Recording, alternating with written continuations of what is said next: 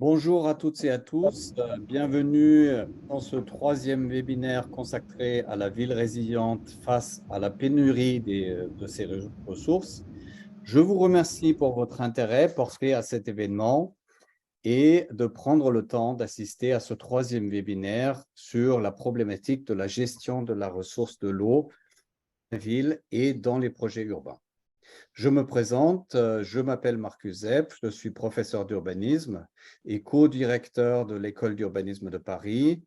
Par ailleurs, je co-dirige le programme de recherche e-City sur les enjeux de l'environnement et de la santé en ville à l'Université Paris-Est-Créteil. Aujourd'hui, je suis ravi de vous retrouver pour ce troisième et dernier webinaire d'une série de 3 que nous avons conçu avec ma collègue Ingrid Nappi, directrice de recherche à l'Institut Louis Bachelier sur le sujet de la ville post-carbone et résiliente face au changement climatique. Avant de démarrer ce webinaire, je voudrais remercier nos partenaires institutionnels avec qui nous avons monté cette initiative, à savoir l'AIMF, l'Association internationale des maires francophones, qui regroupe 325 capitales et métropoles francophones dans 54 pays, et Urbanisme en francophonie, une plateforme, espace collaboratif et centre de ressources dédié à l'urbanisme et aux villes, et sur laquelle vous retrouverez également la vidéo de ce webinaire. Je remercie également toutes nos équipes de l'École d'urbanisme de Paris et de l'Institut Louis Bachelier qui nous accompagnent dans cet événement. Je suis ravi de vous accueillir à ce dernier d'une série de 3 webinaires qui sont focalisés sur un sujet préoccupant et d'actualité pour les élus et pour tous les acteurs de la ville, à savoir celui de la gestion de la pénurie des ressources, alors que nos villes doivent faire face à la fois aux enjeux et aux conséquences du changement climatique. La question se pose donc: comment mener des politiques de décarbonation et initier plus globalement la transition écologique urbaine? Lors du premier webinaire, nous avions abordé la question de la sobriété foncière en ville, puis dans le deuxième webinaire, le sujet des nouveaux matériaux pour construire autrement la ville dans un contexte de décarbonation des logements et des espaces bâtis. Et ce troisième et dernier webinaire est donc consacré à la gestion de l'eau dans un contexte métropolitain. La question est: l'eau étant une ressource de plus en plus rare, comment la valoriser? La problématique d'une meilleure valorisation de l'eau peut être abordée sous différentes angles. D'abord, l'eau comme ressource, c'est-à-dire la récupération, la préservation, par exemple arrêter les fuites, le stockage ou encore le remplacement par d'autres moyens. Ensuite, l'eau comme déchet, le traitement, c'est-à-dire épuration et désalinisation, la valorisation, le reuse, réutiliser l'eau dans le bâtiment ou les systèmes de transformation. Et finalement, l'eau comme risque, les inondations par rapport à l'infiltration et la récupération, la sécheresse, comment construire des réserves, la pollution et les différentes sources de pollution. Avec nos 6 intervenants, nous analyserons les leçons à tirer pour les élus et les opérationnels qui nous écoutent. Ainsi, nous donnons la parole à des universitaires et à des urbanistes, aménageurs, architectes, pour explorer les leviers du changement et de la transition écologique urbaine pour 3 villes de la francophonie et parler ainsi aux élus.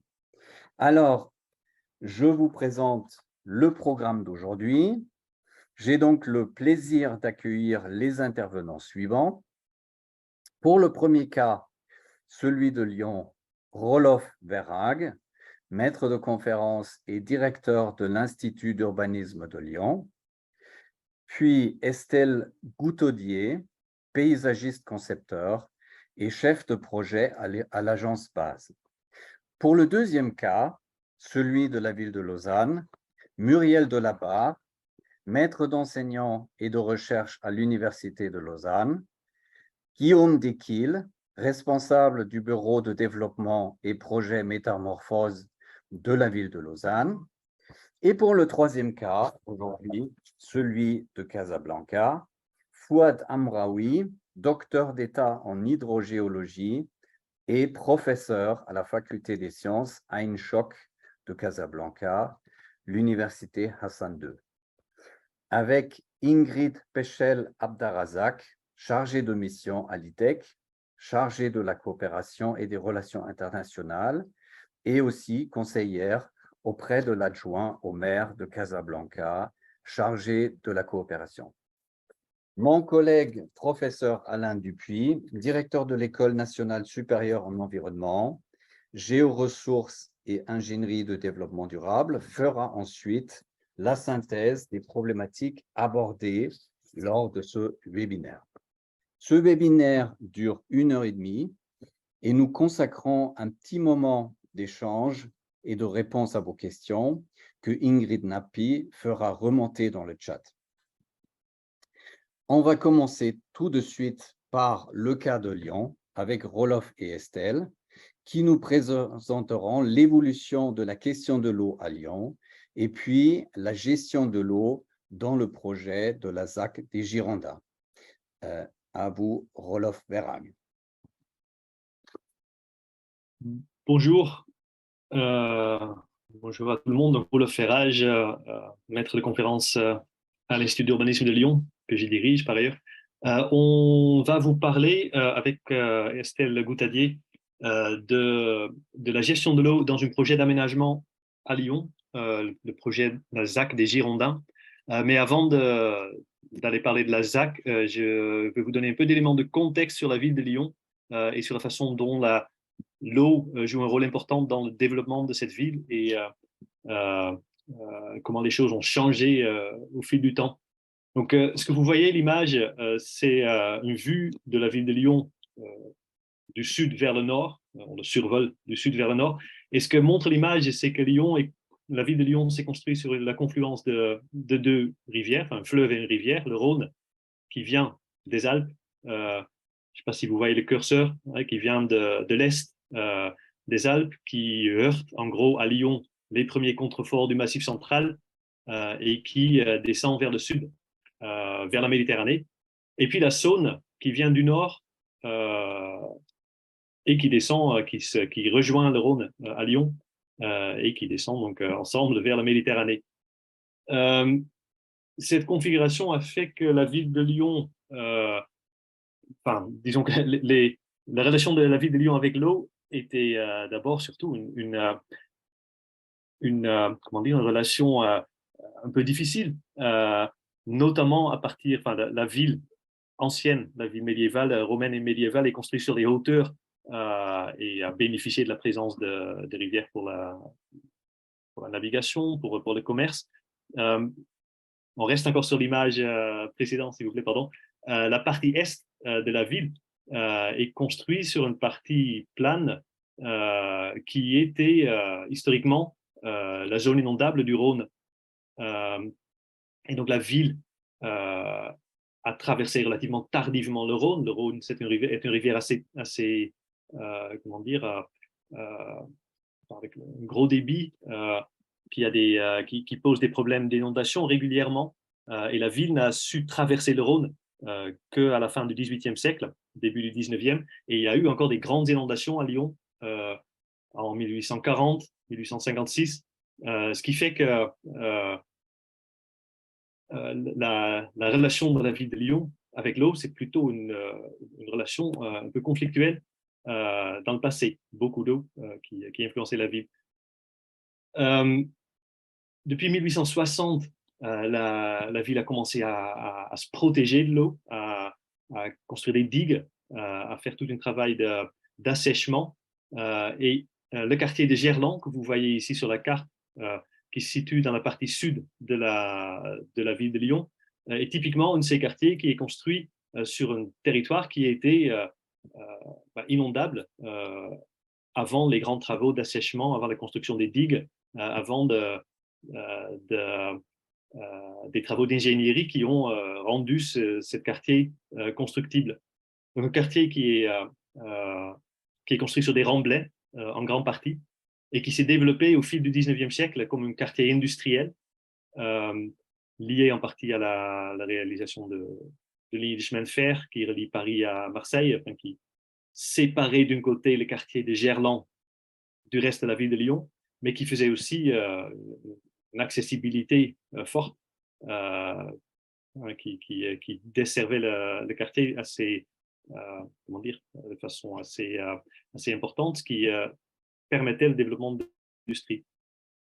Ce quartier de Gerland a été, depuis les années 80, développé de façon industrielle notamment, mais depuis les années 80 et le départ des industries au fil des années 50, 60, 70, un quartier qui est devenu un peu obsolète en partie, ou en tout cas qui ne répondait plus vraiment aux exigences de la ville actuelle. Et depuis les années 80, des projets de régénération qui sont lancés dans le quartier. D'abord des projets un peu ponctuels, notamment orientés sur le développement économique et un peu de résidentiel à proximité de la rivière.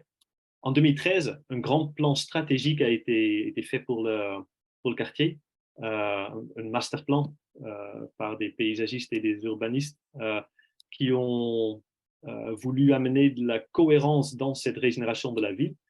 Ce plan, vous le voyez sur la droite du diapo, ce plan prévoit plusieurs choses. Et ce qui nous intéresse surtout aujourd'hui, c'est qu'il prévoit une armature verte dans le quartier à partir des berges du Rhône, à partir du parc de Gerland au sud, une armature verte qui traverse tout le quartier et qui forme en quelque sorte son épine dorsale et qui fait le lien entre les différents projets de développement, de régénération qui vont avoir lieu dans les années qui suivent.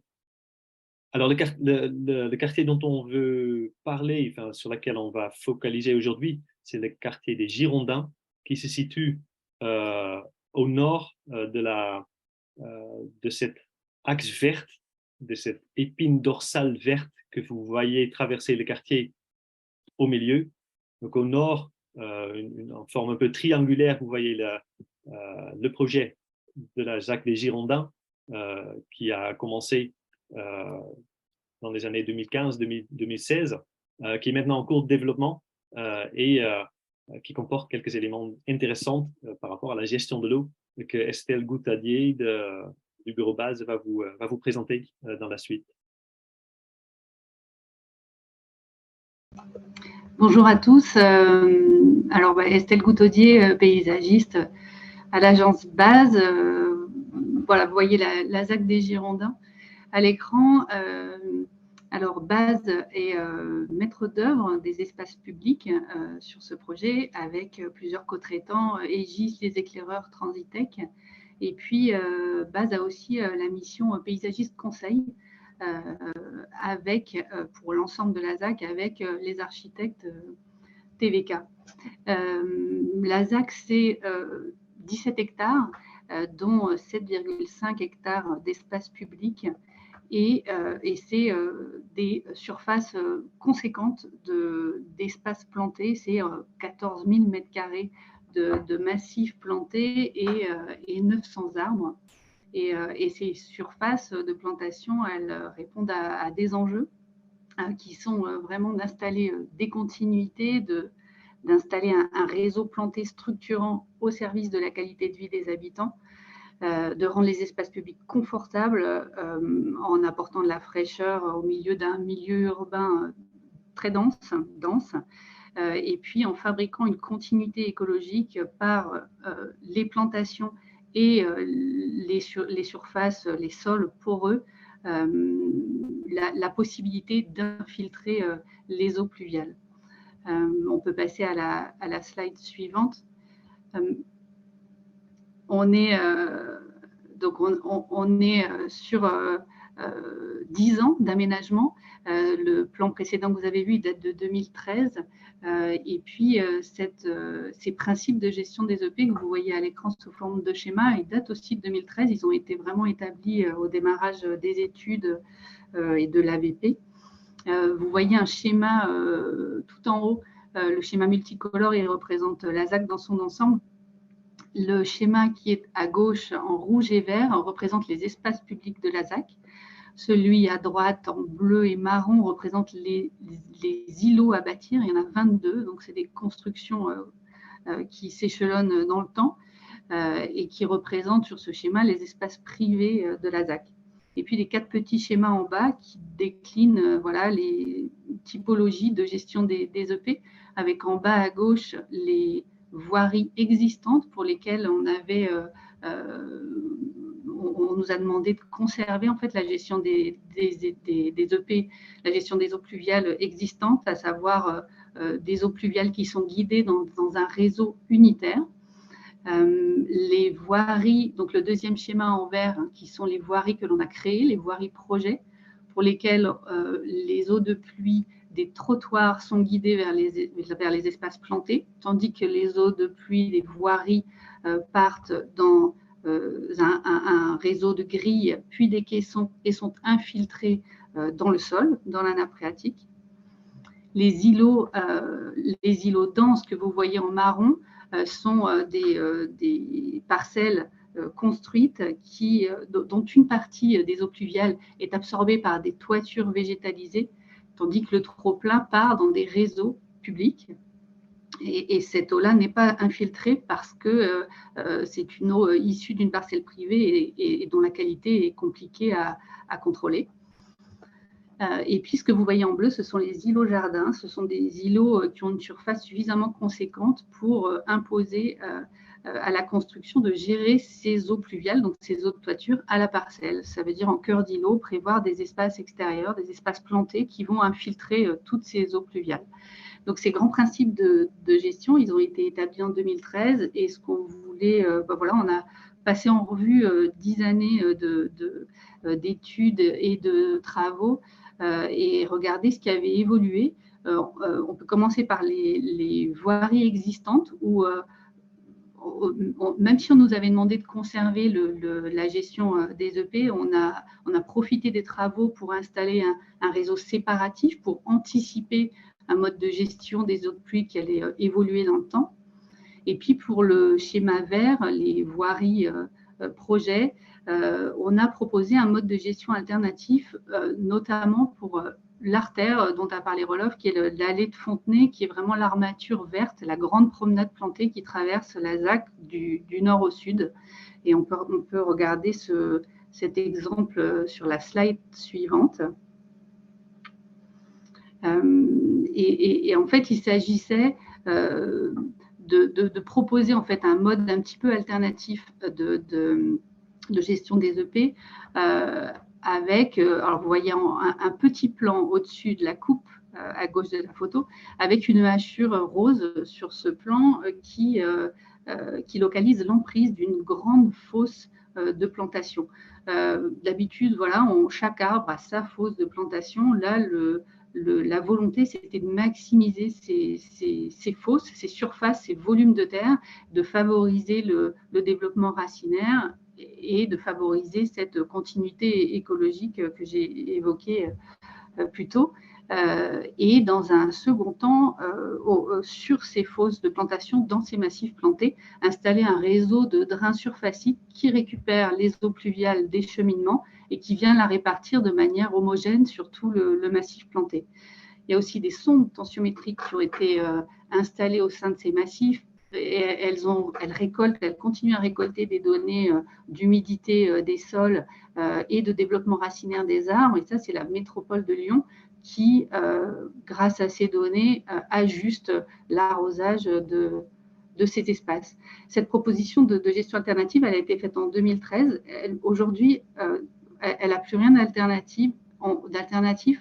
C'est rentré vraiment dans les pratiques Mais à l'époque, c'était quelque chose voilà, qu'on faisait moins et qu'on a proposé pour cet espace, pour cette grande coulée plantée promenade qui est l'allée de Fontenay.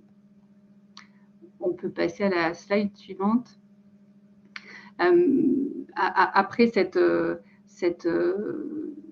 ce premier exemple, on a l'exemple de la place Václav-Havel, où là, 10 ans plus tard, on a modifié une fois de plus notre principe de gestion des EP. Et là, en fait, c'est aussi les entrants qui ont rendu possible le passage à un nouveau mode de gestion des eaux pluviales. C'est une place, une centralité de quartier pour laquelle il y a eu une concertation pour connaître les attentes des habitants 10 ans plus tard, parce que le plan datait de 2013 et on a voulu vraiment savoir quelles étaient les attentes et la volonté de trouver une plus grande place laissée à la nature a été fortement exprimée. Et on a eu l'occasion de planter des plus grandes surfaces. Et on a sur cet espace des surfaces plantées conséquentes qui nous permettent d'installer un grand massif en terre-pierre. C'est un massif infiltrant qui fait 1300 mètres carrés. Et on est passé donc d'un système de gestion en caissons. En 2013, on prévoyait de récupérer les eaux pluviales dans des caissons, puis de les infiltrer dans la nappe, alors qu'aujourd'hui, en 2023, on récupère toutes les eaux pluviales dans des espaces plantés en creux et l'infiltration se fait dans des grandes fosses continues de terre-pierre qui va favoriser un développement racinaire, maximiser la surface de sol perméable, pour que le bosquet se développe du mieux possible. Ce qu'on peut dire, en fait, c'est que ce changement de gestion, il a pu se faire parce qu'il y a eu un changement de programme, parce qu'on a pu planter plus qu'à l'origine du projet, et aussi parce que les pratiques de gestion, l'adaptation des services s'est faite dans le temps. Ce qu'on peut dire, en fait, c'est que dans le choix de gestion des eaux pluviales, en fait, c'est un choix, gérer les eaux pluviales, c'est un choix qui se fait vraiment, c'est un travail collectif, c'est beaucoup d'échanges avec les services qui vont gérer ces ouvrages de gestion, et puis des échanges avec les bureaux d'études et les guider par le site, son sol, sa capacité d'infiltration. Donc ça, c'est vraiment la réalité de terrain, par les possibilités qu'on a, parce qu'on n'a pas toujours, le programme ne nous offre pas toujours la possibilité d'avoir des surfaces conséquentes plantées et des sols perméables, des sols poreux. Et puis en 3, c'est vraiment aussi le mode de gestion et d'entretien à venir qui est en lien avec des moyens humains et budgétaires qui vont aussi guider ce choix. Voilà le retour d'expérience sur cette ZAC qui voilà, nous fait apparaître des changements en l'espace de 10 ans de gestion des eaux pluviales. Et nous, notre mission, c'est vraiment d'accompagner les maîtrises d'ouvrage en tentant d'anticiper les évolutions techniques pour proposer des modes de gestion vertueux qui pourront être portés par des arbitrages politiques. Et c'est ça la difficulté, c'est d'avancer en réussissant à anticiper ces changements. Voilà, à travers ces quelques exemples, notre retour d'expérience sur la ZAC des Girondins. Merci beaucoup, Roloff et Estelle, pour cette présentation très intéressante qui nous amène dans le sujet de la continuité écologique, qu'on va certainement aborder d'une façon légèrement différente à Lausanne aussi. Et je trouvais très intéressant les nouveaux dispositifs techniques que vous avez présentés qui ont aussi un impact sur le mode de gouvernance du projet entre maîtrise d'œuvre et maîtrise d'ouvrage, et bien sûr aussi la participation des citoyens usagers. Donc, sans tarder, je propose d'aller à Lausanne avec Muriel et Guillaume et de voir dans un premier temps le contexte lausannois par rapport à la gestion de l'eau et ensuite rentrer dans le détail du projet Plaine du Loup. Muriel, merci. Merci pour cette invitation. Merci aux organisateurs pour cette belle conférence organisée autour du sujet de la ressource en eau.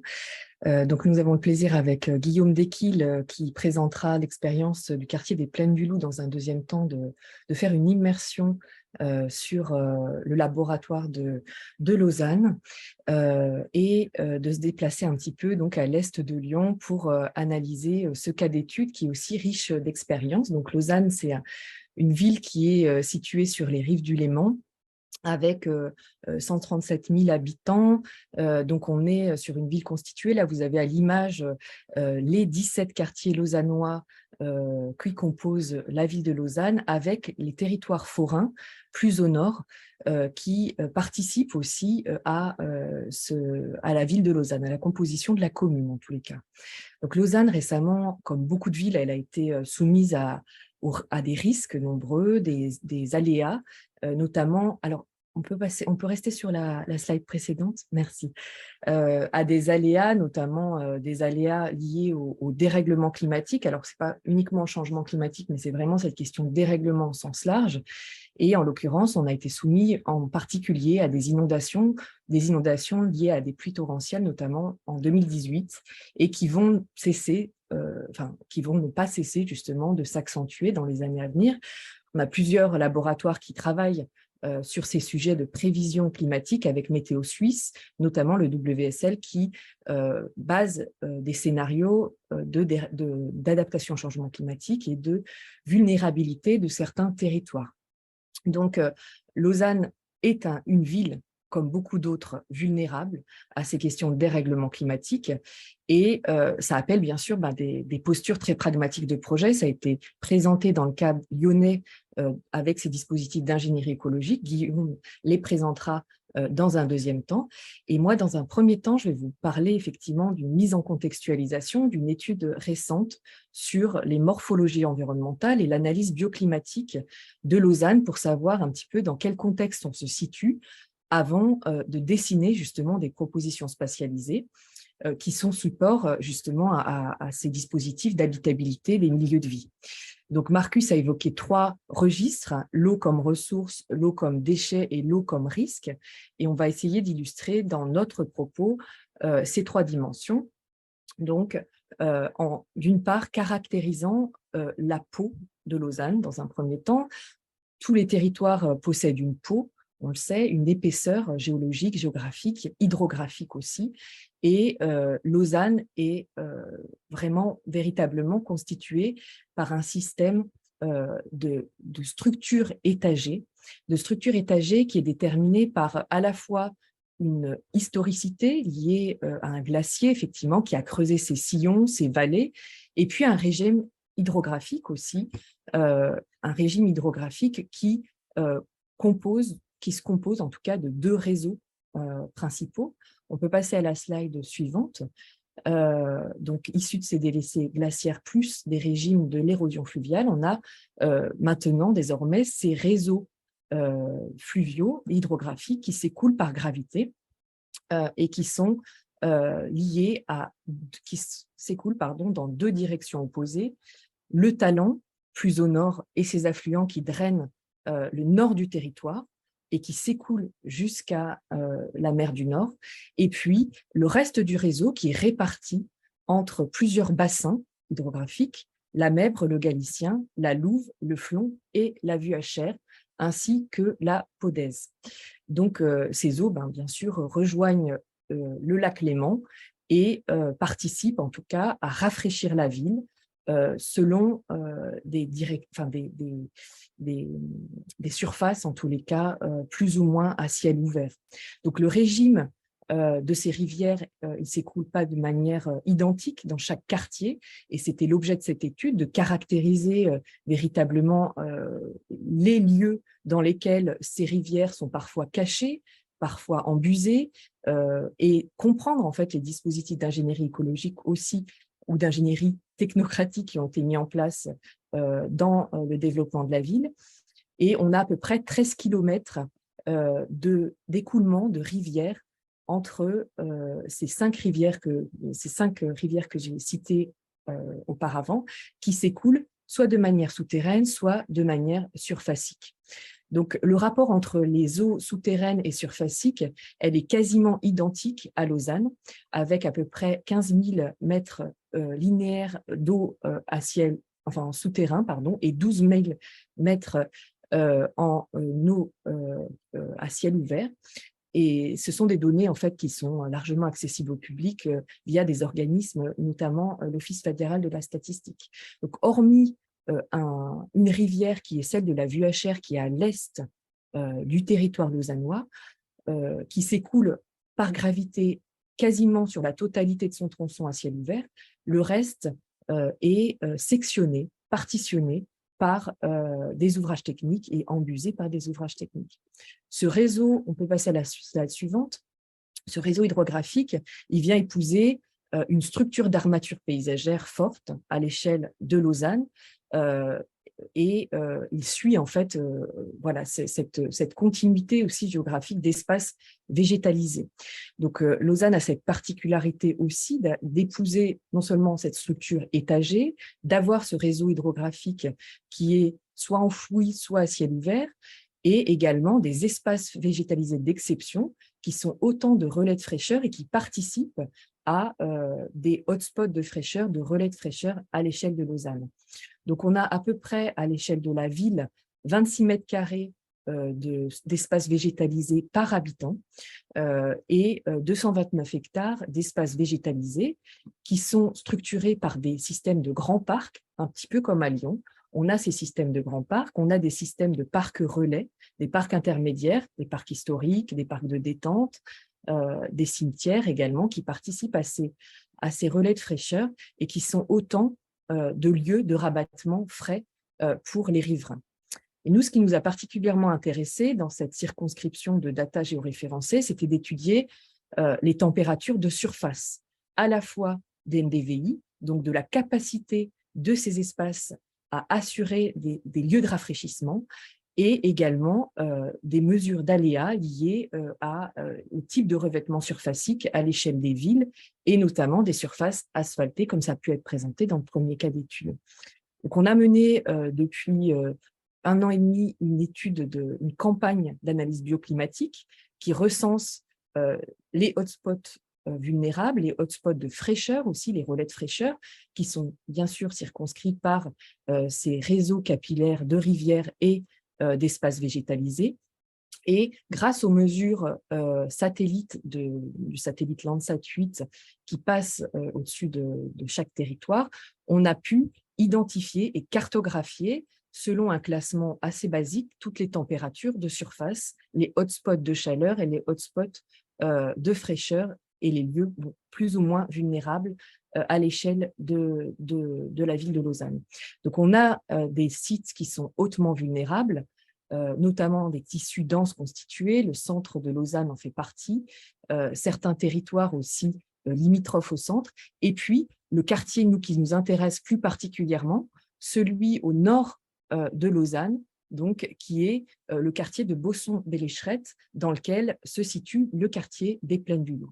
Donc, ce quartier, il est hautement vulnérable. Alors là, vous avez une identification à l'échelle de la ville de Lausanne de ces relais de fraîcheur et de ces hotspots de chaleur avec ce système de réseau hydrographique. Je ne sais pas si ça sort bien à l'écran sous tous les visuels, parce que c'est assez petit. Et en l'occurrence, on a pu caractériser ensuite les superficies de parcelles de plus de 4 000 m² de domanialité publique qui pouvaient potentiellement être réversibles. Et parmi celles-ci est intégré, en l'occurrence, les sites de mutation stratégique définis par un document stratégique à l'échelle de la ville, qui est celui du PDCOM, du plan de développement communal, le plan directeur de communal, et dans lequel le site de mutation stratégique des Plaines du Loup fait partie. Donc, on peut passer à la slide suivante. avec ce zoom donc, sur le quartier Bausson-Blécherette. Les 17 quartiers lausannois ont été ensuite passés à la loupe pour comprendre effectivement ces points de vulnérabilité. Donc là, on a des indices qui montrent des valeurs avant le projet de quartier des Plaines du Loup. Ce quartier, il est déterminé en tous les cas par le Petit Flon et la Louve qui sont à l'est du quartier Bausson-Blécherette et par des hautement vulnérables, dont l'aérodrome qui ne fait pas partie du périmètre du projet, mais qui jouxte ce périmètre de projet, les Plaines du Loup que Guillaume va présenter, et des secteurs limitrophes qui se situent à proximité et qui sont d'une classe élevée en termes de température et soumis à des îlots de chaleur assez importants. Donc, ce site, il a été appelé à muter sur l'ensemble du quartier et on a 14% avant le projet de surface soumise à ce fort risque d'îlots de chaleur, de température surfacique très élevée.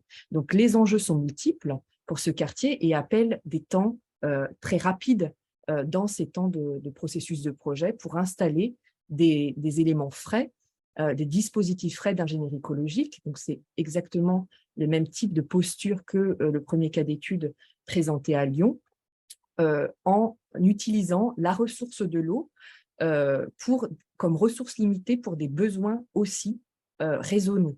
Donc, c'est l'enjeu, en tous les cas, de ce projet-là, et de placer aussi le système d'espace ouvert, donc de domanialité publique, d'espace interstitiel et de cours d'immeubles aussi, dans un paysage ouvert qui nous permette d'avoir une armature fraîche et irriguée avec des dispositifs d'ingénierie écologique liés aux eaux pluviales. Donc Guillaume va vous présenter ce cas d'étude.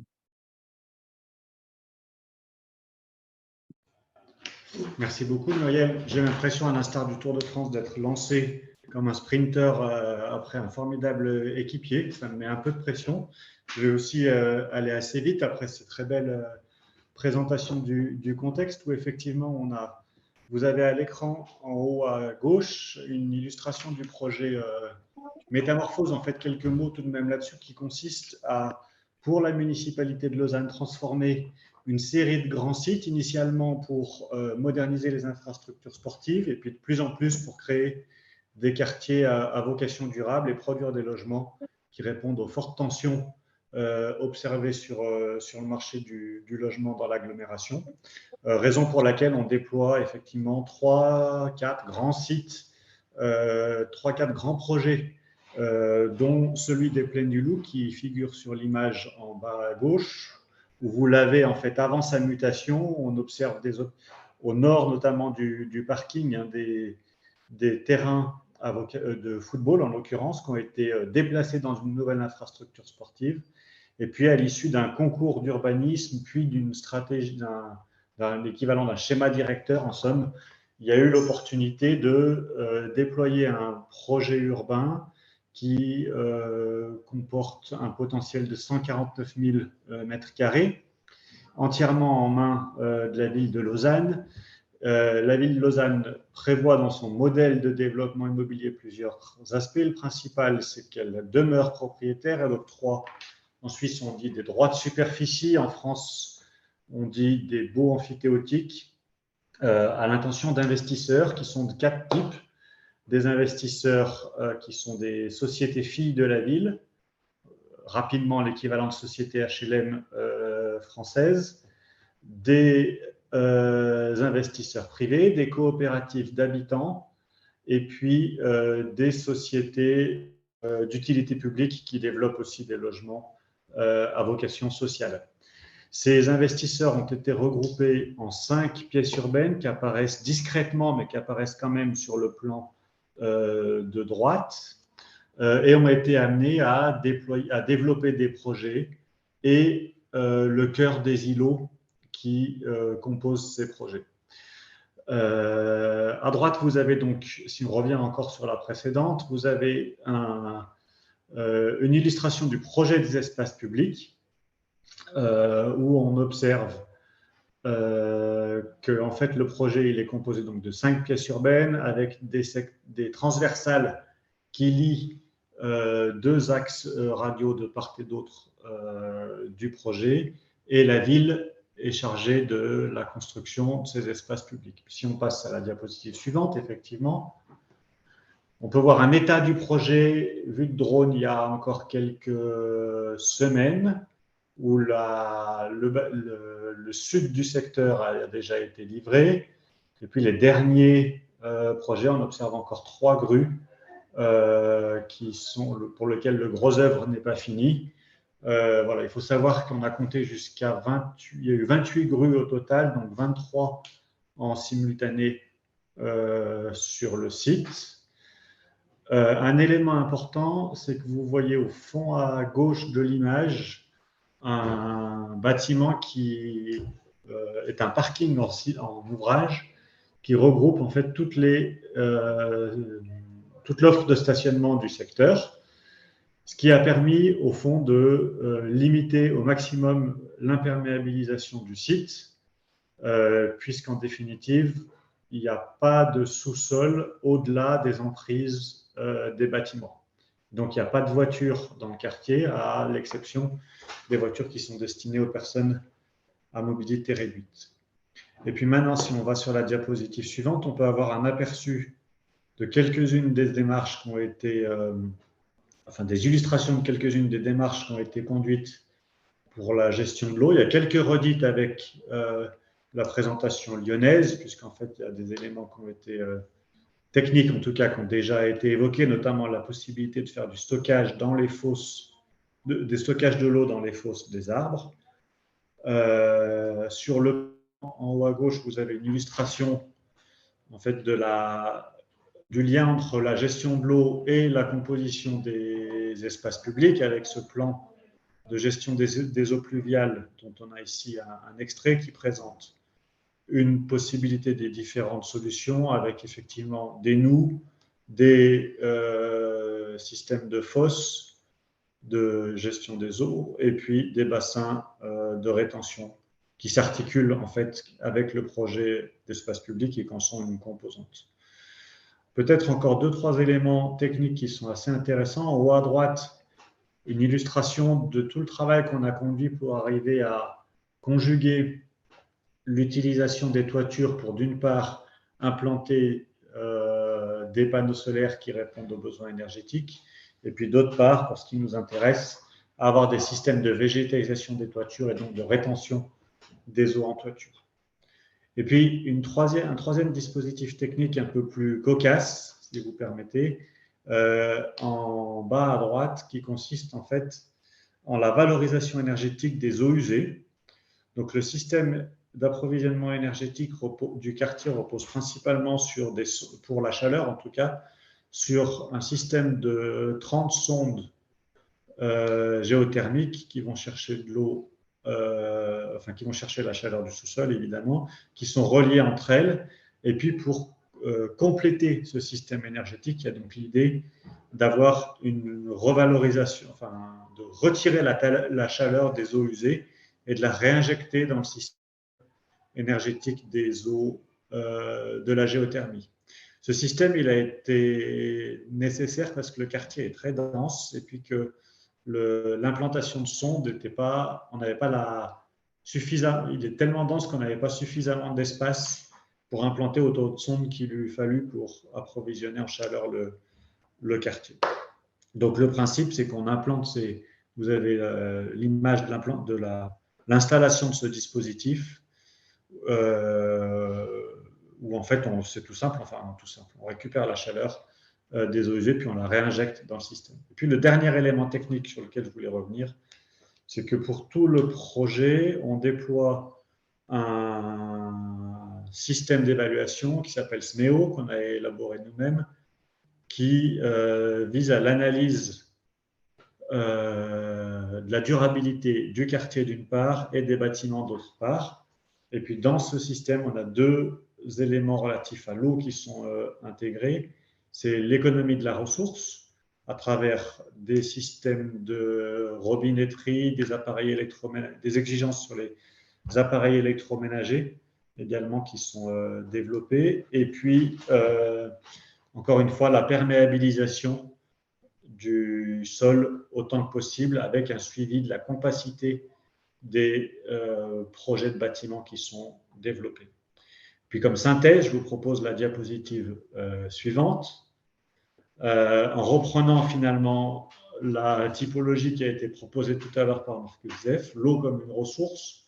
On l'a vu, une ressource pour une gestion économique et efficace qu'il faut donc préserver à travers des dispositifs techniques propres plutôt à la consommation. Consommation qu'on va également suivre dans les étapes suivantes du projet, dans la mise en exploitation à travers des actions de sensibilisation. L'eau comme un déchet, on l'a vu, donc qu'il faut à la fois gérer en termes de réseau, mais qui peut aussi se transformer en une ressource. On l'a vu à travers le dispositif énergétique. Puis l'eau comme un risque avec l'application du concept de ville-éponge, qui consiste donc, comme à l'instar de ce qu'on a vu à Lyon, à gérer l'eau sur le site pour limiter et puis optimiser la rétention pour éviter qu'elle parte directement dans les réseaux. Voilà donc pour ce sprint lausannois. Et puis merci pour votre attention.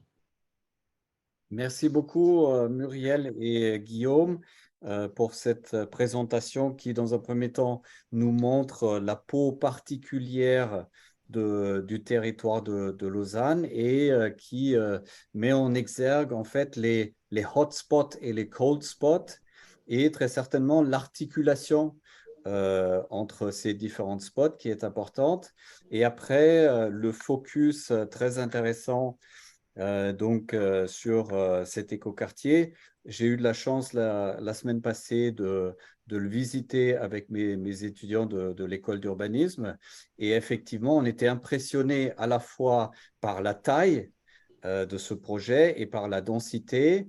Et on a l'impression d'assister véritablement à une transformation d'un morceau de ville et avec des particularités de gestion, de dispositifs techniques qu'on retrouve aussi partiellement à Lyon, mais avec des détails qui sont probablement propres au territoire lausannois et au contexte suisse, avec un dispositif qui est très intéressant de valorisation énergétique des eaux usées, où en fait le déchet devient une ressource.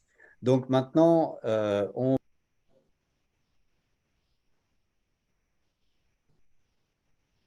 Vous avez coupé le micro. On m'a coupé le micro. Donc je disais, on va se déplacer maintenant au Maroc, donc dans un autre contexte et sur l'échelle métropolitaine de Casablanca avec Fouad et Ingrid. Et on va voir comment, dans un contexte plus au sud, avec probablement des transformations et des changements climatiques qui sont encore plus accentués, on réagit sur des parties de cette situation métropolitaine. Donc, j'invite Fouad, dans un premier temps, à nous présenter le contexte métropolitain de Casablanca. Merci. Bonjour, merci pour cette invitation à participer à ce webinaire qui fait un regard croisé entre deux contextes complètement différents. Un contexte au nord où il y a l'abondance des ressources en eau et donc on gère plus l'abondance, et un contexte où c'est plutôt on gère plus la rareté de l'eau. Comme vous le savez, au niveau du sud de la Méditerranée, la ressource elle constitue un facteur clé du développement. Nous sommes sur des climats semi-arides à arides, avec des ressources en eau qui sont très mal réparties dans le temps et dans l'espace. La ressource, elle est limitée et les besoins ne cessent de croître, puisque nous sommes des pays en développement. On développe des projets agricoles, touristiques, industriels, et tout ça demande beaucoup de ressources en eau. Et donc, on est toujours en quête de mobiliser encore plus de ressources, que ce soit des ressources conventionnelles, et soit à revoir nos modes de gestion, puisque par exemple en agriculture, 85% de nos ressources partent dans l'agriculture, ou bien encore à mobiliser les ressources non conventionnelles, et là je parle du dessalement, de la réutilisation des eaux usées. Il y a eu aussi l'impact du changement climatique qui est apparu en 1980 et qui nous impacte terriblement, puisque la tendance est l'aridité, avec souvent des années récurrentes de sécheresse, avec des vagues de chaleur très fréquentes, des inondations. Donc, le défi aujourd'hui pour nous, c'est de comment concilier entre une ressource limitée et même peut-être en réduction et une demande qui ne fait que croître. Donc, j'arrive au contexte casablancais. La carte que vous voyez, c'est une carte qui montre l'espace du Grand Casablanca avec une zone urbanisée en blanc et grisâtre, et puis un arrière-plan, un périurbain avec quelques îlots urbains. Nous sommes sur une superficie d'à peu près 1600 km², 5 millions d'habitants, hein, donc c'est une future mégapole. 50%, c'est un pôle industriel, c'est un pôle financier. 50% à peu près des exportations des emplois industriels. Et puis, c'est la troisième destination touristique, mais c'est plus un tourisme d'affaires. Si on regarde la dynamique urbaine de la ville depuis les années 1900 à aujourd'hui, vous voyez que la ville part dans tous les sens. Chaque année, ce sont 600 hectares d'urbanisation nouvelle. Donc, non seulement il faut rattraper les retards en termes d'infrastructure, mais il faut aussi, sur ces nouveaux quartiers, ramener les réseaux d'eau potable, d'assainissement, l'électricité, enfin tout ce qu'il faut. Renforcer en permanence les systèmes d'AOP, puisque la demande en eau, elle croît, et donc à chaque fois, il faut renforcer ces dispositions en eau. Slide suivant, s'il vous plaît. Alors, quand on regarde les disponibilités en eau au niveau de la carte en haut à gauche, le réseau hydrographique n'est pas très développé avec des écoulements juste temporaires. Les nappes d'eau souterraines sont des nappes pelliculaires avec des ressources pas suffisantes pour l'alimentation en eau potable de cette grande mégapole. Et donc, on ramène l'eau, c'est la carte qui est à droite, on ramène l'eau à partir de ressources lointaines, à partir de barrages sur 90 km du nord-est, du sud-ouest. Et donc, Casablanca n'est pas autonome en ressources en eau. Et aujourd'hui, Casablanca consomme quelque chose comme 200 millions de mètres cubes, 220 millions de mètres cubes, et elle est amenée à consommer à peu près 300 millions en 2035-2040. Donc, ça veut dire qu'on est toujours en quête de trouver des ressources nouvelles pour satisfaire la ressource en eau. La carte qui est en bas à gauche, c'est celle de l'assainissement. Donc, il y a une dépollution de la ville, il y a un réseau d'assainissement. Donc, toutes les eaux usées sont collectées et elles sont rejetées en mer à travers des émissaires après un pré-traitement. Slide suivant. Alors, quels sont les scénarios de renforcement de l'alimentation en eau de la ville? Donc là, vous avez un graphique qui vous montre l'augmentation de la population. Donc, à l'horizon 2050, on va avoir besoin d'à peu près presque 300 millions de mètres cubes. Et donc, on est obligé d'aller vers des renforcements importants.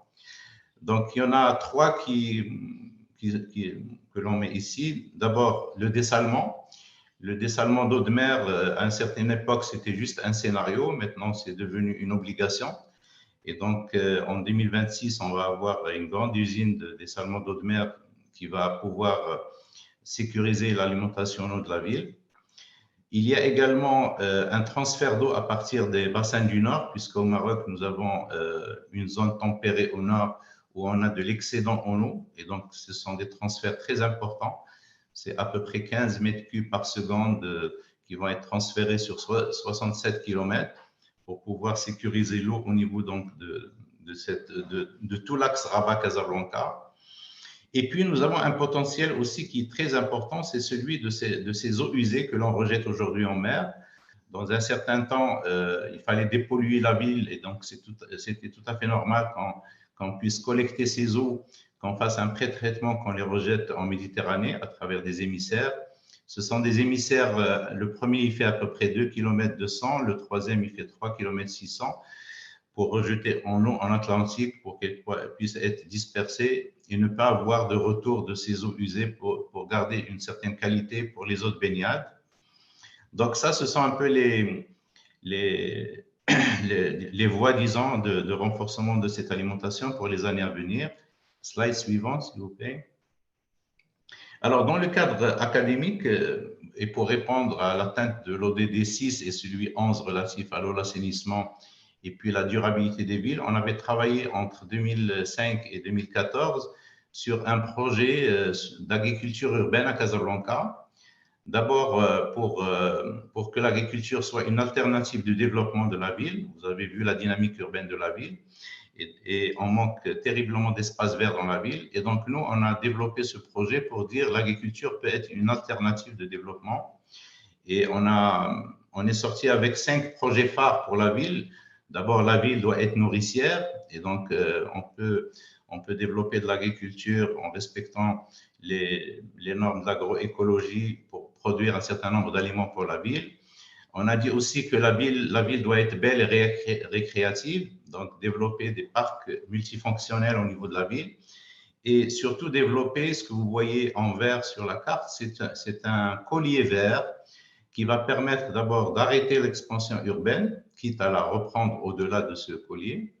Un collier, ce n'est pas une ceinture qui va serrer, mais c'est plus quelque chose qui va rendre la ville belle, attractive. Et au niveau de ce collier, on s'est dit, il ne faut pas que ça soit juste une composante verte, il faut que qu'elle soit productive. Et pour ça, on a dit qu'il faut à la fois développer à l'intérieur de cette ceinture de l'urbanisation, mais avec obligation aux aménageurs de développer des espaces verts et avec un habitat plutôt horizontal. Une production alimentaire à l'intérieur aussi, sur un tiers à peu près de l'espace. Et puis sur le troisième tiers, donc les parcs multifonctionnels, pour que les gens puissent aller faire des randonnées, faire du sport, etc. Et donc, si on veut développer ça, on a besoin d'eau, bien entendu, et c'est là où donc, les eaux usées peuvent être une ressource intéressante.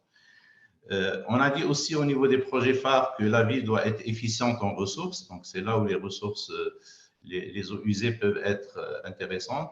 Il faut que la ville soit régulatrice du climat, puisque avec ces vagues de chaleur, il faut donc en développant une composante verte, on peut atténuer donc ces effets. Et il faut également que la ville soit intégrative, parce qu'autour de la ville, nous avons beaucoup d'habitats informels. Et donc, ces habitats peuvent être réhabilités et intégrés au tissu urbain casablancais. Donc, ça, c'était une contribution académique à la ville de Casablanca. On a eu beaucoup de résistance au départ à ces idées-là parce que c'était des idées un peu nouvelles, mais ça commence à rentrer un peu dans les esprits et aujourd'hui, avec la sécheresse, avec le manque d'eau, on commence à implémenter un certain nombre d'idées de ce projet sur la ville de Casablanca. Dernier slide. On avait fait également une espèce de diagnostic de où est-ce qu'on peut agir pour aller vers un peu plus d'économie d'eau, plus de valorisation des ressources en eau. Et là, j'ai scindé un peu les choses en différents types d'eau. Donc, l'eau potable, donc on peut renforcer l'entretien, la réhabilitation du réseau, détecter les fuites. Il y a ma collègue Ingrid qui va en parler un peu plus, puisqu'à Casablanca, nous avons une gestion déléguée de l'eau et de l'assainissement et de l'électricité à Casablanca.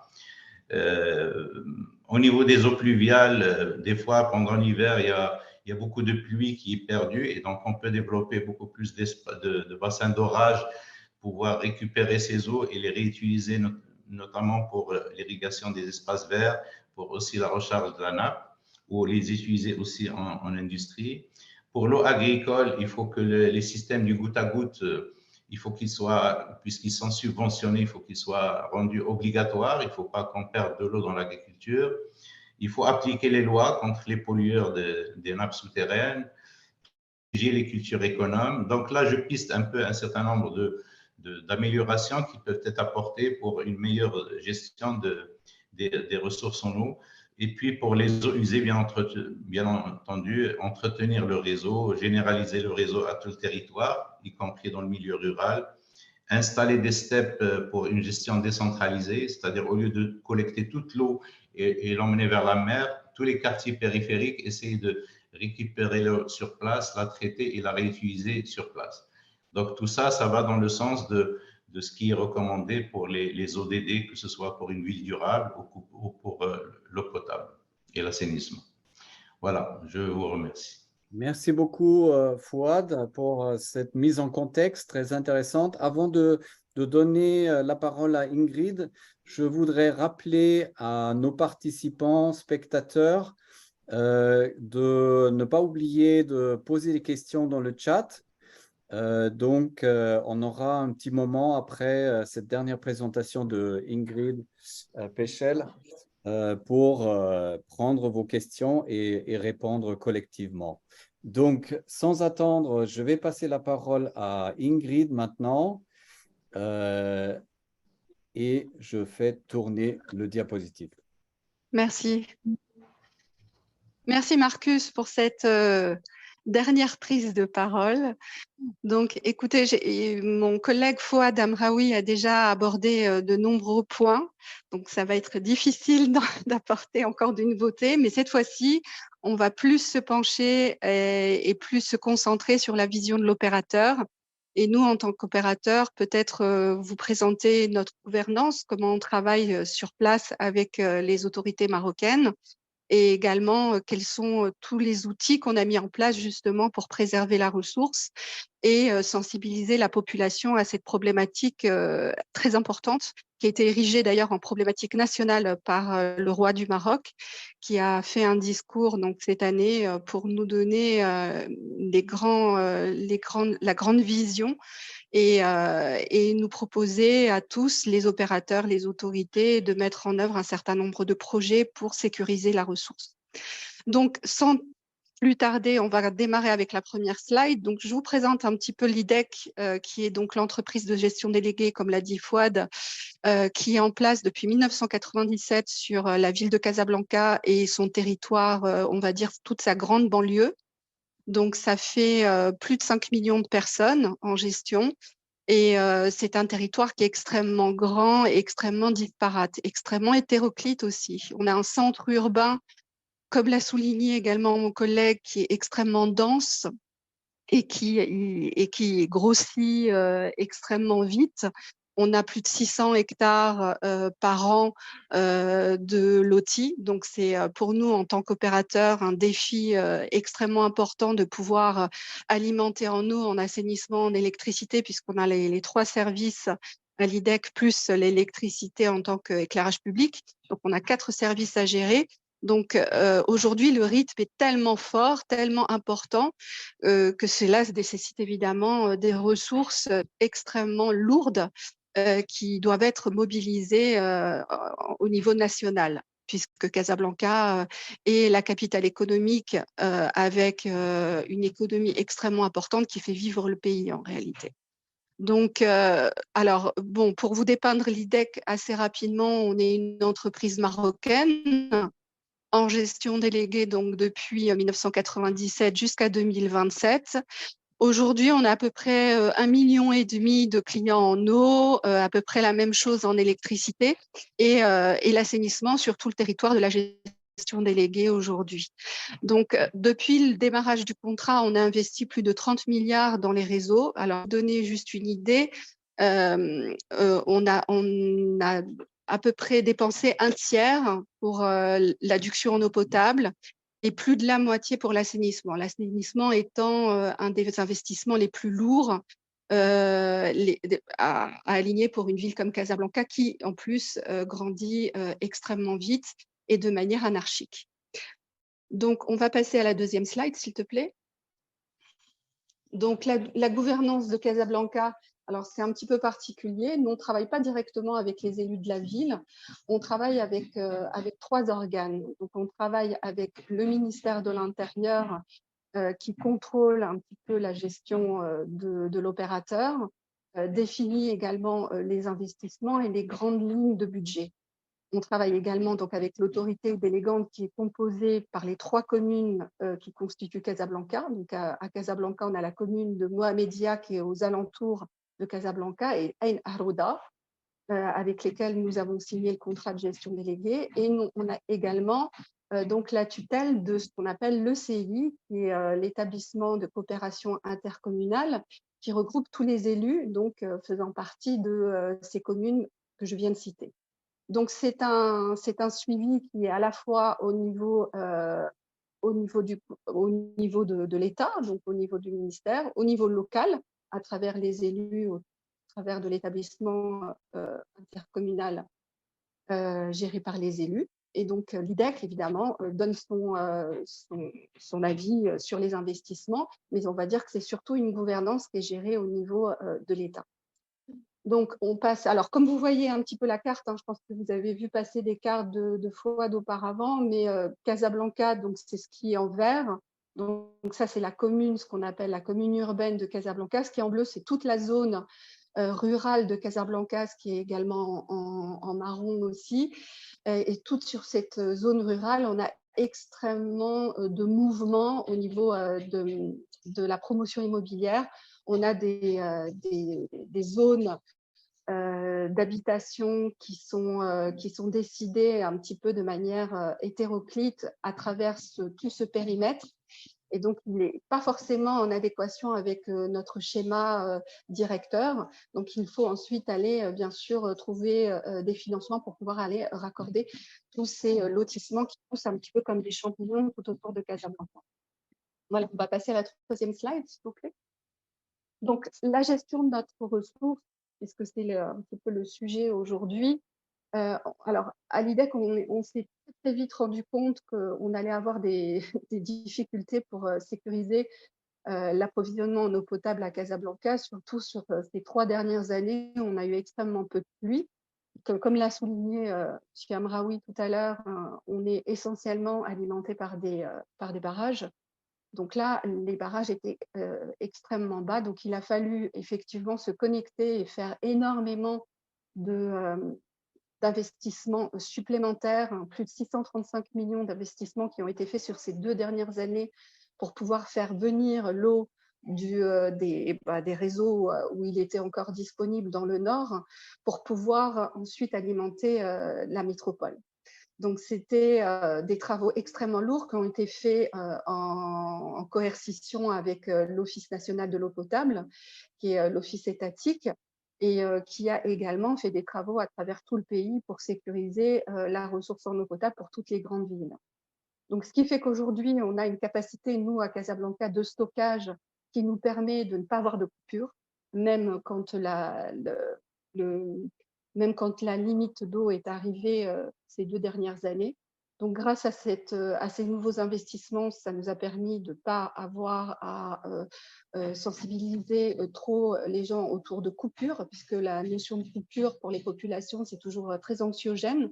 Donc, on n'en est pas arrivé là. Par contre, on a mis en place un dispositif de communication très important à partir de… On a commencé ce dispositif l'année dernière, depuis fin 2021 exactement, avec des dispositifs visuels qui passent à la télé, qui passent à la radio, auditifs du coup à la radio et également dans la presse écrite. On a des visuels très simples pour sensibiliser sur l'économie de l'eau. Donc, très simplement, couper le robinet quand on se lave les dents, éviter de prendre des bains, l'utilisation de l'eau dans la cuisine, comment l'optimiser, dans la maison, comment combattre les fuites, etc. Donc ça a été un dispositif qui a été mis en place au niveau national, hein, je le rappelle, mais qui a été extrêmement renforcé à travers chaque opérateur de chaque ville. Et donc, nous, l'IDEC, on l'a mis en place de manière extrêmement importante. Également au niveau de tout le système scolaire, hein, toutes les écoles ont été sensibilisées, enfin la majorité, à travers cette problématique. Par ailleurs, nous, au niveau technique, on a mis en place une stratégie vraiment très importante pour la recherche de fuites, donc avec des équipes qui tournent chaque nuit dans Casablanca, avec des capteurs acoustiques, avec des outils informatiques qu'on a développés qui nous permettent de traquer vraiment la fuite et de pouvoir également la régler dans un temps extrêmement court. Donc aujourd'hui, ça nous a permis vraiment d'augmenter notre rendement du réseau. Donc aujourd'hui, on est à 78% de rendement de réseau. On espère arriver à 80% en fin d'année. Et normalement, on devrait pouvoir y arriver. Je n'ai pas encore les derniers chiffres, mais ça devrait pouvoir se faire. Donc, le rendement de réseau, c'est essentiellement la recherche de fuite, mais également le renouvellement de réseau, puisqu'on a un réseau qui est extrêmement grand à Casablanca, hein, plus de 7000 km de réseau, donc qui doit être renforcé, renouvelé régulièrement. donc ce qui nécessite aussi des investissements assez lourds que nous faisons selon les modalités d'ailleurs du contrat de gestion délégué et les orientations de notre autorité délégante. Donc, on va passer à la slide suivante, s'il vous plaît. Donc, la slide suivante, on aborde tout ce qui est assainissement, donc la préservation de la ressource eau et également l'objectif d'avoir un littoral dépollué. Donc, effectivement, tout à l'heure, on parlait aussi de l'assainissement sur les côtes de Casablanca. Ça a été, nous, une des raisons pour lesquelles on a signé notre contrat en 97. Casablanca avait été victime d'énormes inondations qui avaient été mortelles, qui avaient été vraiment… tous les Casablancais encore s'en rappellent. Donc, on a fait à l'IDEC les premiers grands travaux, premiers gros investissements, ça a été de faire vraiment un réseau de délestage qui permet de préserver la ville de toute inondation. Donc, ça a été des projets pharaoniques et on en a fait tout le long, enfin tout le temps de notre contrat de gestion délégué. Et les deux projets également les plus importants en termes de dépollution que nous avons réalisés, c'est une station de pré-traitement qui a été mise en… Enfin, deux stations exactement sur la côte de Casablanca qui ont permis la dépollution totale du littoral et qui ont permis également de pré-traiter les eaux avant le rejet dans l'espace marin. On a également une STEP, donc une station de traitement, cette fois-ci tertiaire, c'est-à-dire avec la possibilité de réutiliser les eaux usées en fin de cycle, qui se trouve plus dans les terres à Casablanca, qui est sur la commune de Médiouna. Donc il y a eu, comme je vous l'ai dit, énormément d'investissements qui ont été faits. Un, pour sécuriser la ressource, je vous le rappelle, puisque Casablanca n'avait plus assez de ressources à proximité. Donc des investissements lourds en termes de réseau. Des luttes contre les fuites qui sont faites de manière récurrente et qui ont un objectif aujourd'hui inscrit dans le contrat de gestion délégué. Une lutte contre les inondations à travers des grands projets de délestage. Et nous avons également donc la dépollution de la côte atlantique de Casablanca, puisque c'est là où nous avons les rejets à travers des émissaires en mer. Voilà, alors je vais aborder, après avoir fait donc ce tour sur toute la prise en charge de l'opérateur sur Casablanca face à la difficulté qu'on a de ressources aujourd'hui, je vais aborder un autre sujet qui touche toujours, autre slide s'il vous plaît, qui est l'accès aux services pour tout le monde à Casablanca. Aujourd'hui, Casablanca, comme l'a dit mon collègue, c'est 5 millions d'habitants et il y a à peu près entre 10% et 15% de ces habitants qui vivent sur les zones périurbaines donc, de Casablanca et qui vivent dans des…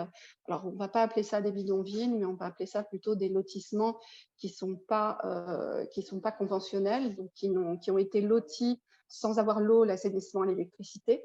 Donc, c'est des personnes qui, avec le coût du loyer sur Casablanca, ont décidé de s'éloigner du centre urbain pour s'installer dans des petites maisons qu'ils ont construites eux-mêmes sur les alentours de Casa. Donc, eux se voient plutôt comme des propriétaires. C'est pour ça que je ne parle pas de bidonville. On a eu la problématique de bidonville à Casablanca qui, aujourd'hui, est en voie d'éradication. Donc, c'est vraiment la destruction des bidonvilles pour le relogement dans des logements en bonne et due forme de cette population. Là, je vais parler vraiment du programme qui maintient sur place donc, ces populations dans ce qu'on appelle des lotissements clandestins. Donc, ça représente presque 100 000 foyers. Hein, donc, en termes de population, c'est un demi-million de personnes. Donc, c'est vraiment pas un petit problème. Et ces personnes sont vraiment dispersées sur toute la zone périurbaine de Casablanca. Donc aujourd'hui, nous, cette problématique, on l'a pris en charge depuis une quinzaine d'années. On l'a pris en charge au démarrage du contrat de la gestion déléguée en 97, puisqu'il était hors de question de priver toute cette population du service à domicile. Sa Majesté le Roi Mohamed VI a fait un discours en mai 2005 qui a lancé une grande initiative au Maroc qui s'appelle l'Initiative nationale du développement humain, qui a permis donc aux opérateurs comme nous de s'inscrire dans cette dynamique et de pouvoir bénéficier d'un cadre institutionnel pour pouvoir entrer sur ces quartiers qui étaient informels. Donc, je vais très vite parce que c'est un programme qui, bien sûr, est assez complexe. Mais juste pour vous donner une idée, donc, ces foyers ont commencé à être raccordés début des années 2005. Il y en a eu à peu près pour 180 millions d'euros d'investissement. Donc, c'est des villes entières qu'on a dû alimenter en eau, en assainissement et en électricité. Et en même temps, développer aussi une maîtrise d'ouvrage social à travers des équipes terrain qui étaient dédiées, qui permettaient à ces populations de passer un petit peu du statut d'habitants illégaux à habitants avec un statut, une facture de l'IDEC qui venait en fin de mois, etc. Souvent, la facture de l'IDEC était d'ailleurs le seul document au départ officiel qu'ils pouvaient avoir. Donc, c'était pour eux une grande reconnaissance en termes d'inclusion urbaine. Donc, ce projet est toujours aujourd'hui d'actualité. Hélas, on aimerait vous dire qu'il est terminé, mais ce n'est pas le cas. On a plus de 70% des foyers sur les 100 000 qui ont été raccordés. Donc, c'est évidemment un grand pas. Mais on continue à apporter l'eau pour ces ménages. Je tiens à vous dire que l'eau est apportée à domicile. Donc, ça change beaucoup de choses, puisque quand l'eau est apportée à travers des bancs de fontaine, on a toujours des corvées qui sont en général à la charge des femmes et des petites filles qui sont déscolarisées pour faire ça. Donc, du coup, c'est vrai qu'apporter l'eau à la maison, ça permet aux femmes de s'insérer dans la vie professionnelle et de pouvoir, aux petites filles et aux petits garçons, d'être scolarisés. Donc, c'est souvent les corvées qui sont à la charge des enfants, hélas. Donc, voilà un petit peu quel est le rôle de l'opérateur à Casablanca. Voilà l'idée que nous, on prend tout ça vraiment très au sérieux. On est très proche de la population. On a une population qui est extrêmement consciente de la rareté de l'eau, extrêmement consciente aussi de cette importance et de l'importance de la ressource. Juste pour finir sur ce chiffre, je voudrais vous dire qu'à Casablanca, plus de 55% de la population utilise moins de 8 mètres cubes d'eau par mois. Donc, c'est juste pour nous donner, nous, en tant qu'Européens, de faire à Casablanca, les gens n'utilisent pas plus de 8 mètres cubes, 55%. Donc, c'est juste pour dire qu'il est possible de maîtriser sa consommation, il est possible d'apprendre à la maîtriser et puis à y faire très, très attention. Voilà. Merci beaucoup, Ingrid et Fouad, pour cette présentation qui, en fait, dépeint la diversité des enjeux de la très grande échelle jusqu'à la petite échelle, et avec des enjeux très différents énoncés parfois dans un premier temps, la question de la désalinisation, du transfert de l'eau depuis le nord, aussi l'intérêt, comment lier en fait les questions de fonctionnalité de l'eau avec la question esthétique de l'aménagement dans un contexte de développement urbain très, très important. Et ensuite, avec Ingrid, la gestion décentralisée de l'eau avec des enjeux de recherche de fuite, de sécurisation et aussi la dimension sociale qui est très intéressante par rapport à la sensibilisation à la préservation de la ressource, donc l'enjeu de la communication, on l'a vu aussi en filigrane dans les deux autres pays, dans les deux cas abordés. Ensuite, la question en fait de l'eau comme déchet qui devient une ressource assez importante, qui est valorisée et réutilisée, donc dépollution et renouvellement des réseaux. Donc, on a, à mon avis, beaucoup de matière pour en discuter. Il nous reste quelques minutes. Oui. Et Ingrid nous dit qu'il y a déjà une question. Donc, Ingrid.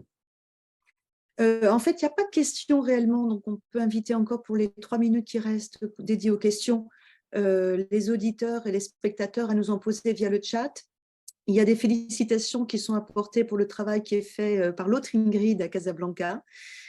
Moi, j'ai peut-être une question concernant, puisque c'est un événement aussi avec, en lien avec les maires francophones, quelles seraient éventuellement les recommandations que vous pourriez vous faire, scientifiques, universitaires, aux élus qui nous écoutent et qui vont nous écouter par la suite, pour lever, ou quels sont les freins que vous avez vus au niveau des collectivités pour mettre en place ces solutions de gestion de l'eau? Je ne sais pas si quelqu'un veut prendre la parole parmi nos partenaires, nos panélistes.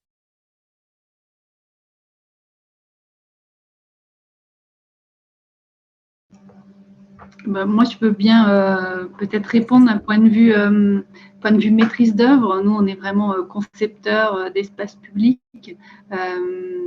Et c'est vrai que c'est souvent compliqué en fait pour des services de mettre en place des nouvelles techniques. En fait, on sait hein, que les services des villes sont souvent limités en moyens humains et que quelquefois ces ouvrages qui sont plus vertueux en termes de préservation de la ressource, de création de plus de confort dans la ville. Il s'agit vraiment de faire baisser la température, de rendre nos villes plus vivables. Tout ça, ça a aussi un coût. Donc un coût d'entretien en moyens humains et un coût budgétaire quand on les met en œuvre. Donc on sait que c'est vraiment voilà, compliqué. En tout cas, c'est un travail qui doit se faire accompagner. Et ça vaut le coup souvent de regarder ce qui se passe ailleurs, d'aller visiter des projets qui fonctionnent avec des techniques un petit peu nouvelles, de sortir finalement, de tenter de sortir d'habitudes et d'essayer souvent, en fait, le partage d'expérience est plus parlant et ça vaut le coup voilà, de s'engager dans quelque chose de nouveau, voilà, en sachant que il faut être accompagné. Et c'est vraiment des questions des choix qu'on arrive à faire collectivement. Alors, il y a une réaction aussi peut-être de Muriel, et puis il y a une dernière question, Marcus, si on a le temps aussi, très rapidement, concernant Casablanca. Est-ce que le fait d'acheminer l'eau par transfert du bassin de Debout vers les villes de Casablanca et de Rabat ne vient pas porter en fait atteinte à la biodiversité locale et donc transférer le problème? Alors, peut-être une réponse de Casablanca très rapide après la réaction de Muriel. Fouad, je te laisse prendre la parole, peut-être. Tu es plus spécialiste. Non, d'abord, Ingrid, peut-être Muriel laisse répondre. On laisse répondre Muriel, réagir. Et puis, je vous laisse répondre Casablanca très rapidement. Okay. Parce qu'on est dans les temps, là, vraiment. Merci. Très rapidement, donc oui, pour compléter ce que Estelle disait, c'est vrai que il y a des postures aussi méthodologiques à trouver du point de vue des sciences impliquées. Et en l'occurrence, d'avoir des panels aussi plus larges maintenant de consortium entre praticiens et chercheurs dans des recherches exploratoires, ça me semble un point assez déterminant, notamment par rapport au coût d'études et puis aux expertises aussi qui sont dans les milieux universitaires et qui travaillent main dans la main avec ce savoir des experts opérationnels. Donc ça me semble un point intéressant en termes de leçons maintenant du point de vue méthodologique et qui nous permet en particulier aussi de caractériser les territoires d'action dans lesquels on est. Parce qu'on a vu là, avec tous les territoires et les cas d'études présentés, toutes les logiques sont bien sûr inhérentes à des situations géographiques, politiques et aussi opérationnelles. Donc en l'occurrence, voilà, d'avoir ces savoirs pluriels réunis pour d'une part caractériser et aider après dans des scénarios de développement, ça c'est important, la question de l'interdisciplinarité. Deuxième point qui me semble important, c'est ce que disait Estelle, c'est la question de l'agilité aussi, notamment par rapport aux maîtrises d'ouvrage. En quelle mesure elles sont en capacité de gérer ces ouvrages qui sont coûteux et en l'occurrence de monter, de greffer des dispositifs agiles avec les maîtres d'œuvre. Ça, c'est aussi un point saillant pour pérenniser, en tous les cas, les dispositifs techniques qui sont mis en place. Et le troisième point a plus trait, lui, au dispositif en place, c'est-à-dire que il y a beaucoup de dispositifs dont on connaît les limites, les ressources et les apports. Et en l'occurrence, on se rend compte qu'on se retrouve beaucoup autour de dispositifs très pragmatiques qui ont déjà été éprouvés sur d'autres territoires d'action. Donc, les réutiliser, utiliser de manière très pragmatique ces dispositifs de pleine terre, d'infiltration des eaux, enfin tout ce qu'on connaît, ça permet effectivement… Merci Muriel. Excuse-moi, je dois couper un peu court à la discussion, même si elle est très intéressante, pour laisser quand même encore le temps à Alain pour faire la synthèse, qui va être très intéressante vu des présentations très différentes. Alain, je te passe la parole. Oui, merci beaucoup. Bonjour à toutes et tous. Merci pour l'invitation à conclure ce webinaire très intéressant, très riche. Alors, je suis physicien du sous-sol, je suis hydrogéologue et je vais apporter mon éclairage par rapport aux effets du changement climatique, par rapport à ces questionnements territoriaux. Vous l'avez compris, le changement climatique va impacter le fonctionnement du grand cycle de l'eau sur l'ensemble des territoires que nous avons partagés ensemble. Et ça, que ce soit pour des territoires fortement urbanisés, dans des pays industrialisés ou en développement, en contexte climatique tempéré ou en contexte climatique aride à semi-aride. Alors, ça a été abordé par les différents intervenants. Mes collègues ont présenté ces modifications qui vont impacter quoi? Certainement nos habitudes de vie, nos habitudes d'aménagement. Vous êtes un collège d'aménageurs et c'est très important. Aménagement de nos territoires, mais également les habitudes de gestion et les habitudes d'usage. Tout ça va être touché. La ville de Lyon, on l'a vu, ça a été présenté, s'est installée sur une zone inondable, il faut appeler un chat un chat, avant des travaux d'assèchement. Alors, ça a privé le fleuve d'une importante partie de zone d'expansion de crues. Actuellement, une fabrication d'une nouvelle continuité écologique et hydrique d'un quartier vise à redonner sa double fonction de support pour espace vert, mais également des fonctions de transfert hydrique au profit de la nappe et des espaces plantés. Et ça, c'est un gain. On regagne, on va dire, en fonctionnalité par rapport à ce sur quoi nos villes et nous vivons, nous sommes installés, à savoir le sol. Par rapport à la plaine du Loup à Lausanne, la ville s'est installée bien sûr sur des versants, alors versants relativement pentus, ça a été présenté. On a des dispositifs d'habitabilité de quartier qui sont sur ces structures étagées avec des réseaux hydrographiques. Et ce sont ces réseaux hydrographiques et leurs régimes hydrauliques qui ont des fonctionnements différenciés, qui jouent ou pas le rôle d'îlots de relais de fraîcheur dans ces zones urbaines. Alors, c'est bien entendu, ces îlots de fraîcheur sont directement reliés avec la présence d'eau et il y a des sites qui sont en train d'être transformés, mutés, le mot a été utilisé, pour bénéficier via des eaux pluviales d'une ingénierie écologique pour favoriser la présence d'îlots de fraîcheur. C'est un nouveau mot, maintenant on va vers des îlots de fraîcheur, sachant que le changement climatique nous amène vers une chaleur généralisée. Alors, ces eaux sont de deux types, des eaux de ruissellement ou des eaux usées. Et du coup, on a effectivement une illustration d'une ville éponge qui va garder son eau au lieu de la rejeter. J'y reviendrai dans ma conclusion. Plus au sud, le territoire de Casablanca a montré, on va dire, une gestion d'une future mégapole sous un climat aride à semi-aride. Et maintenant, c'est un facteur de développement. L'eau est véritablement le facteur de développement dont il faut tenir compte. Et pour ce faire, la ville fait appel à des ressources conventionnelles, mais également non conventionnelles. Il a été évoqué, bien entendu, le retraitement d'eau et la désalinisation d'eau de mer. Donc, l'AEP a été, on va dire, assurée via du transfert d'eau de régions plus au nord. Le rejet des eaux usées en mer, maintenant, s'envisage non plus comme un point de rejet ou on va dire un déchet, mais comme une ressource potentielle pour des usages à haute valeur ajoutée. Donc, le dessalement d'eau de mer, je l'ai dit, le transfert via les bassins versants du Nord, la réhute. L'agriculture urbaine également est un potentiel de développement avec ce collier vert, et non plus cette ceinture verte, mais ce collier vert productif inséré dans la ville avec une multivalorisation des ressources en eau et un multi-usage le plus efficace possible. En conclusion, si vous me permettez, de ma vision de géologue et d'hydrogéologue, l'histoire humaine s'est construite autour d'une maîtrise de plus en plus fine du drainage de nos territoires. L'histoire humaine a maîtrisé les flux, et notamment les flux d'eau de surface. Ça fait plusieurs millénaires maintenant que notre action s'est donc centrée sur une efficacité du drainage de nos territoires, de nos terres. Drainage et efficacité d'un drainage qui se traduit par une accélération de ce qu'on appelle la partie continentale du grand cycle de l'eau.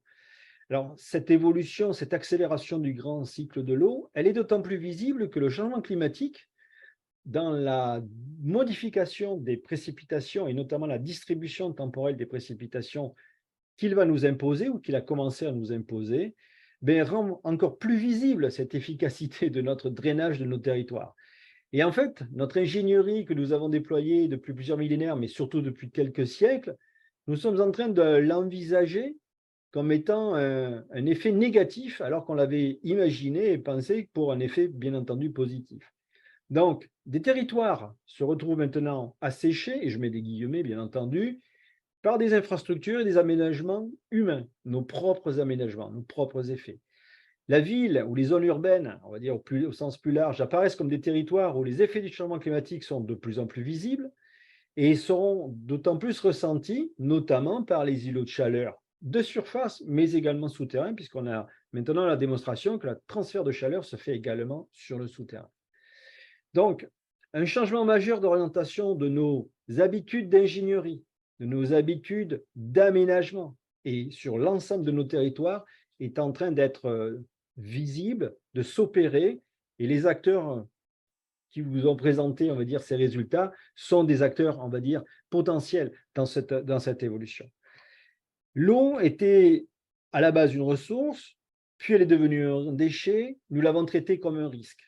Et ça, c'est pour le même fluide. Je pense que nous sommes en train de vivre, on va dire, une charnière où l'eau, quelle que soit sa forme, usée, utilisée, avec des fuites, salée, pas salée, est en train de redevenir, et avec une prépondérance sur la ressource, et que nous avons maintenant une ardente obligation de traiter ce fluide, on va dire, plus comme une ressource que plus que pour un danger, sans bien entendu neutraliser les effets dangereux ou les effets de déchets.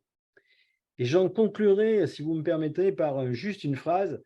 Attention aux a priori lorsqu'on fait de l'aménagement du territoire. Attention également à la tentation de transposition. Ça a été évoqué tout à l'heure par un de mes collègues.